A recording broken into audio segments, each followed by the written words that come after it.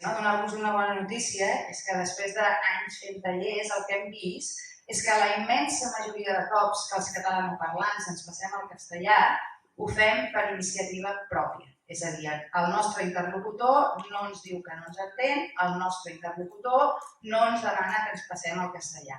I som, d'alguna manera, nosaltres sols qui ho fem. Això, per una banda, fa una mica de pena i és dramàtic, però per l'altra és una molt bona notícia, perquè vol dir que les traves són principalment internes, no externes, i que per tant depèn de nosaltres canviar-ho. Si tot depengués de l'actitud dels altres, si anessis pel món parlant en català i en la immensa majoria de cops t'insultessin, doncs això seria més difícil. Però les traves són principalment internes i això és una gran notícia. Només que la gent es mantingués en català fins que la persona que té davant li digués que no l'entén o li demanés un canvi de llengua, l'ús social del català ja es dispararia. Això no vol dir que hàgim de canviar de llengua quan ens ho demanen, però vull fer aquesta puntualització. Per tant, cosetes, coses que fem... En 10 minuts jo no us puc fer un taller, ja us aviso, durant entre 2 i 4 hores, per tant no... Però sí que alguns trucs per intentar que aquests 21 dies puguem començar a agafar aquest hàbit o fins i tot refermar-lo del tot. 1. Marcar-se objectius concrets i viables. És a dir, és com... Imagineu-vos, si voleu, adquirir l'hàbit de fer exercici a la vostra vida. Vull fer exercici. Molt bé, això és un objectiu general. Un objectiu concret és dimecres aniré a apuntar-me al gimnàs. Doncs això és el mateix. Marqueu-vos objectius concrets i que en aquell moment us semblin viables. És a dir, no cal començar a parlar en català amb el teu cap si resulta que saps que odia el català. Comença per les coses més fàcils.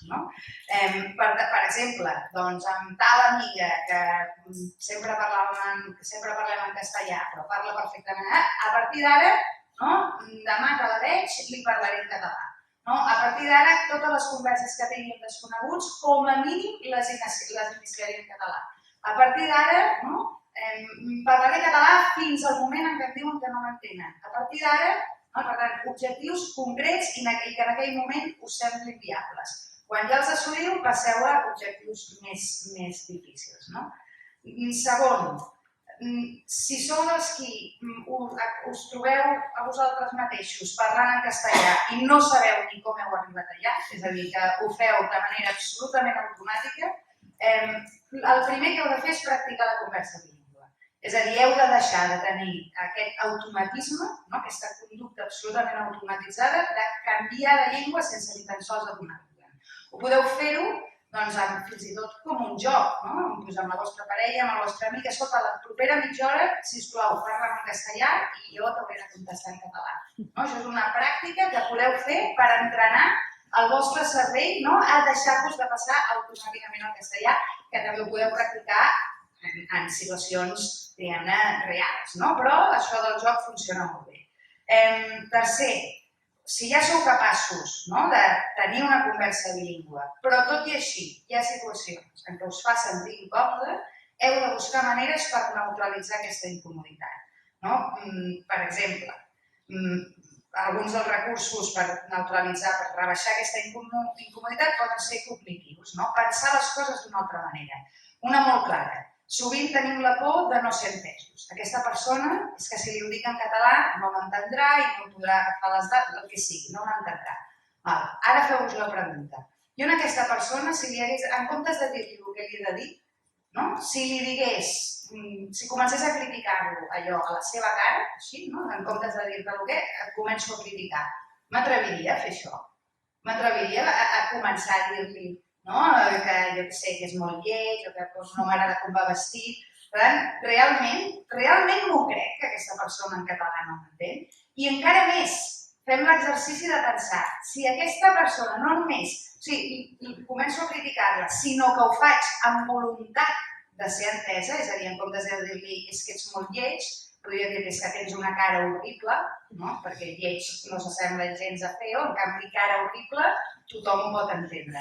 Però si ho fes amb voluntat de ser entesa, aquesta persona entendria tots aquests insults, crítiques, que sí, Per tant, si li vols comunicar qualsevol altra cosa i tens voluntat de ser entès, també podràs transmetre-li aquest missatge, sobretot si parla castellà, que és el que no hi ha ningú, gairebé ningú a Catalunya que no el sàpiga parlar.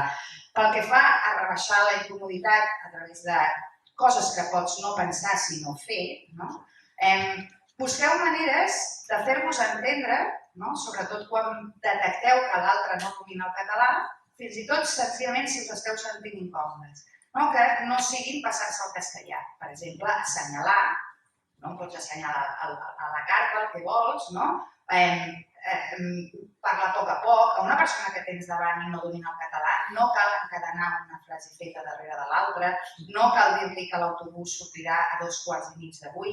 Per tant, si tu busca maneres de fer-te entendre, i això farà que tu estiguis més tranquil·la que l'altre t'entendrà. Una altra cosa que podeu fer també per baixar la incomoditat de parlar català amb algú amb qui sempre heu parlat castellà, és veritat que si tens un company de feina que sempre heu parlat en castellà i el dia següent arribes i comences a parlar català, és impossible que no hi hagi incomoditat. Per tant, és molt millor dir-li, mira, a partir d'ara jo he pensat que m'agradaria parlar-te en català o que m'agradaria que parléssim en català. Treure-ho a la superfície. O fins i tot si esteu en una conversa i veus que l'altre t'està entenent, però tu tot i així et sents incòmode, com ens explicava abans el testimoni, que estava per telèfon, i encara que l'altre no li estigui dient, no, és que no t'entenc, no t'entiendo, se sentia incòmode, pots preguntar-ho. M'entens bé? Entens bé el català? Si et diu que sí, fantàstic, tu et relaxes i tires. Si et diu que no, llavors pots dir, bé, si no m'entens alguna cosa, t'ho tradueixo. Ja intentaré parlar clar, ja intentaré parlar a poc, etc. Però sovint treure les coses a la superfície, explicitar-les, fa que ens sentim menys incòmodes. Després, sobretot, concentrar-se en les situacions fàcils, on les menys, oblidar-nos de les menys difícils. És que m'estava dessagnant i a l'hospital no m'entenien. I què he de fer? Seguir? Escolta, quants cops t'estàs dessagnant? És que em va parar un guàrdia civil i havia pres una copa de vi. Quants cops interactues amb gent que té armes? O sigui, no anem sempre als casos més radicals, sobretot perquè sovint els fem servir per justificar les nostres conductes quan aquests casos no són tan difícils. Per tant, concentrem-nos en les situacions fàcils. Cinquè, evitem les discussions. Si ens tracten bé, encara menys, però si ens tracten malament, també. Les discussions no porten enlloc, no convencereu a ningú. Intenteu evitar explicar a l'altre què és Catalunya, fer-li entendre els vostres... Intenteu evitar això perquè això fatiga, emprenyar-se més farà que els altres no tinguin ganes d'imitar-te, et fatiga molt i et desanima. Intenteu evitar les discussions. Si algú us demana educadament que us passeu al castellà, podeu dir-li educadament que preferiu parlar català, no cal enfadar-se.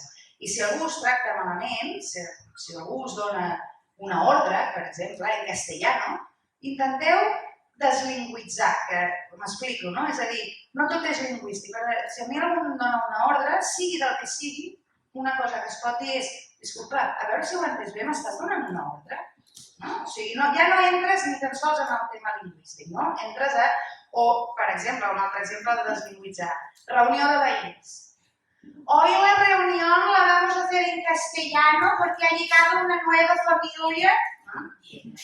No, tu pots començar a discutir amb la presidenta de l'escala, etc., que arribaràs a sobre, que has hagut d'anar a la reunió de veïns, arribaràs a casa emprenyada, etc.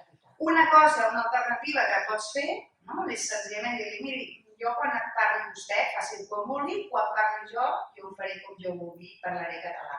Per tant, sempre respectar l'espai de l'altre, però fer-te respectar a tu mateix.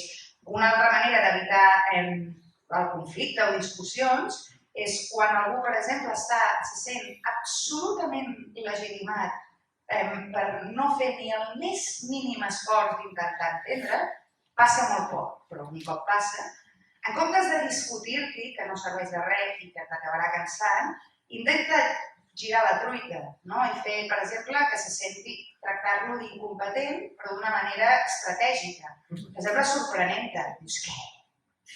De veritat, res de català. M'ho dius en sèrio? Com si no ho haguéssiu sentit mai a la vostra vida.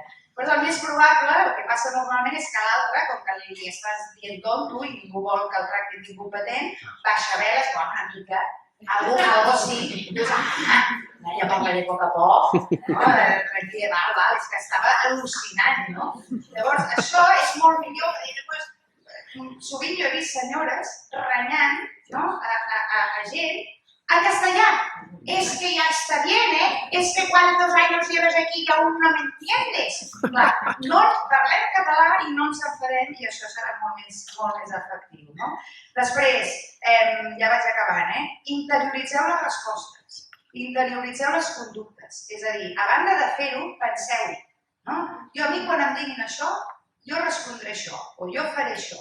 Tingueu interioritzat perquè llavors quan passi ho tindreu assequible. No haureu d'estar allà i ara què faig, ara què faig? No, interioritzeu-ho. Després, ja la novena i penúltima, com en qualsevol canvi d'hàbits, hi heu de ficar la banya. És a dir, heu d'intentar-ho, ficar-hi la banya i el que és molt important, rectificar. És a dir, quan us adoneu que us heu passat al castellà, no us abandoneu, a veure, que ja m'he passat, segueixo. No, rectifica. Quan te n'adones que ha sortit un lloc, rectifica, pensa-hi. A mida de rectificar és quan el teu cervell va cablejant-se un altre cop fins que ho pots fer de la manera que tu voldries fer. Per tant, i per últim, recompenseu-vos. És a dir, com allò del Màgic Andreu, cada cop que algú em diu que algú li hauria parlat en castellà i resulta que parlava català, que hauríem parlat en castellà però hem parlat en català gràcies que jo he començat la conversa en català. Medalleta de Màgic Andreu. Cada cop que, encara que sigui cada cop que ets capaç de parlar català i l'altre parla castellà i ho has pogut fer, medalleta. Quan algú et dona les gràcies per haver-li parlat en català, moltes medalletes. Sobretot, recompenseu-vos també per la pròpia experiència de poder parlar la teva llengua, el teu país, amb tothom i de deixar de parlar, en conseqüència, de deixar de parlar la llengua que amenaça de manera frontal la supervivència de la nostra.